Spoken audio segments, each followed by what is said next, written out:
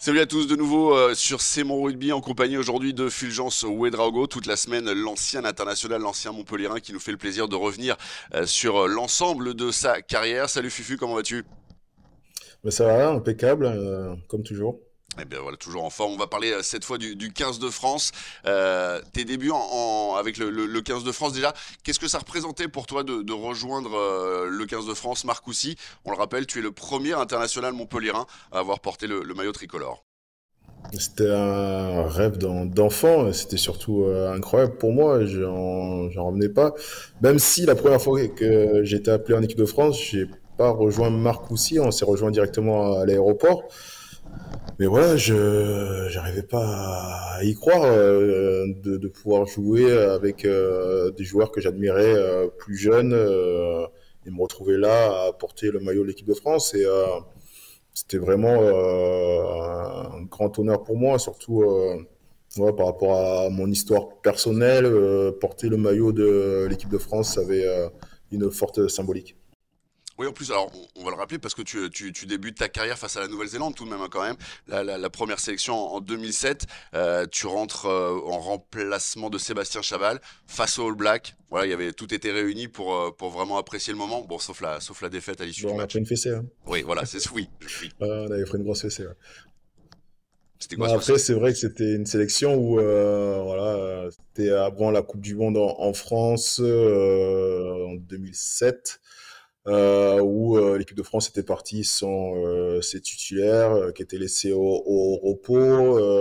C'était Bernard Laporte qui était sélectionneur à l'époque et il était parti avec une équipe avec un mix de joueurs qui souhaitaient voir avant la Coupe du Monde pour voir s'ils pouvaient les sélectionner et d'autres joueurs, de jeunes joueurs pour les lancer dans le grand bain. Donc voilà, j'ai fait partie de cette génération qui a été lancée sur cette tournée-là en compagnie de Damien Chouli, Arnaud Mignardi, voilà des jeunes avec qui, enfin quand on était jeunes à l'époque, avec qui on avait gagné un titre de champion du monde un an avant ça. Et là, on avait notre chance au plus haut niveau. Donc voilà, ça a été une grande marche à franchir. Voilà, comme je l'ai dit, on a pris une belle fessée, mais c'était un très bon souvenir pour moi. On est donc en 2007. À ce moment-là, tu te fixes quelque part comme objectif l'équipe de France. Ça devient une priorité dans ta préparation, dans l'évolution de ta carrière avec la Coupe du Monde en 2011. On sait qu'à ton poste, il y a aussi une énorme concurrence à ce moment-là. Il faut aller chercher sa place, faut se la gagner, quoi. En France, on n'a jamais manqué de concurrence et de joueurs de grande qualité. C'était bien au poste de troisième ligne. Donc oui, forcément, on m'a donné un avant-goût de l'équipe de France avec cette tournée-là. Et derrière, ben, j'avais envie ben, d'y regoûter. Donc forcément, j'ai eu la chance d'être sélectionné en suivant pour le tournoi des Six Nations en 2008.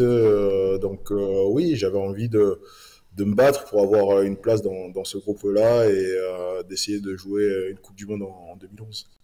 Avant la Coupe du Monde de 2011, il y a le Grand Chelem 2010. Voilà, tu fais partie des internationaux qui ont goûté à ce plaisir du Grand Chelem.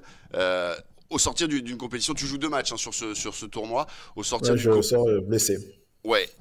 Est-ce qu'il y a voilà, ça reste quelque chose d'à part dans ta carrière, cette idée d'avoir participé au Grand Chelem?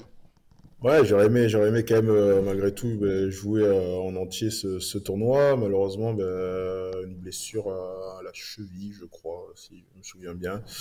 Voilà, donc ou cheville ou épaule. Donc ça, c'était les Il y en a eu blessures que j'ai eues toute ma quelques-unes. carrière. Il y en a eu quelques. Ah Mais oui, tu t'es donné, non, tu c'est t'es vrai que donné. cette chance, voilà, on avait un groupe qui s'entendait bien, on avait une belle cohésion, on prenait du plaisir à jouer ensemble. Malheureusement pour moi, j'ai pas pu aller au bout et pouvoir lever ce trophée-là, mais voilà, j'ai participé à ma mesure à cette aventure-là.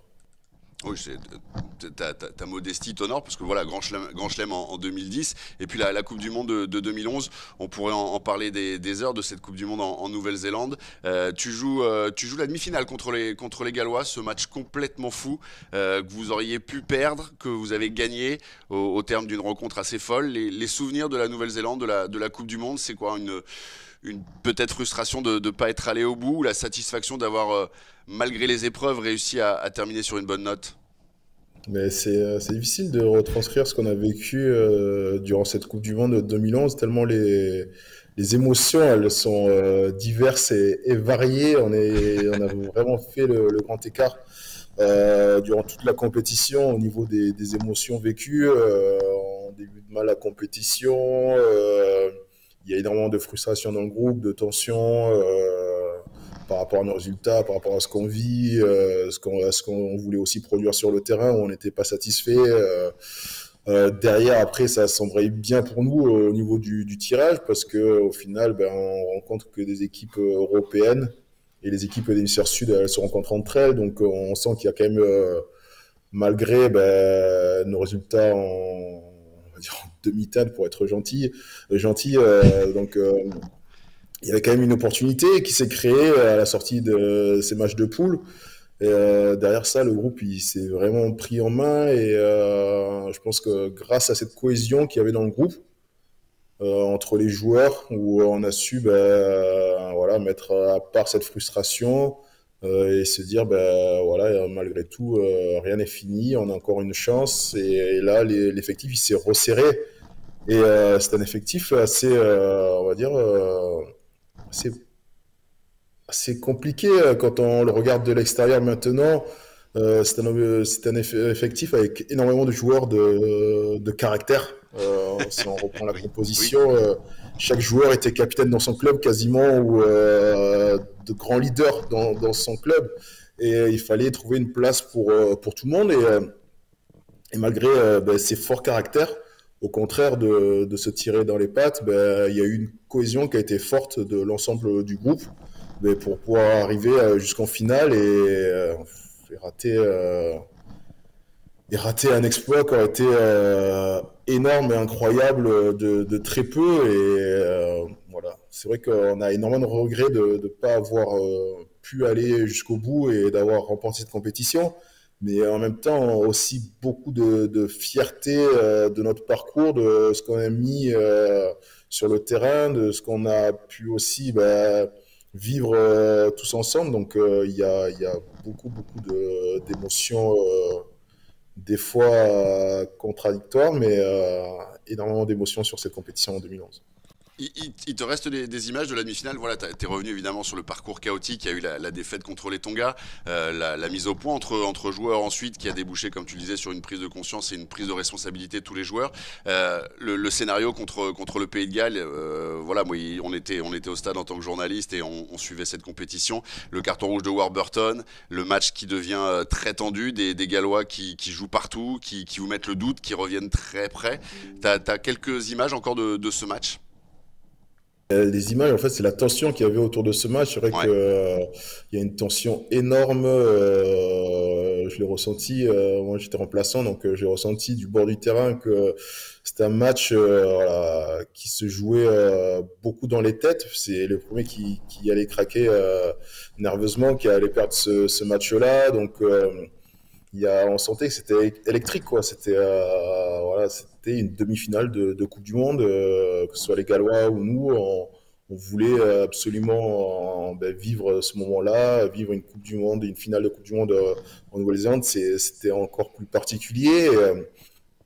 Et moi, j'ai eu la chance de rentrer en fin de match sur une séance de défense de notre équipe. Et voilà, Sympa, je suis sympa. rentré et je me suis mis au tempo du groupe.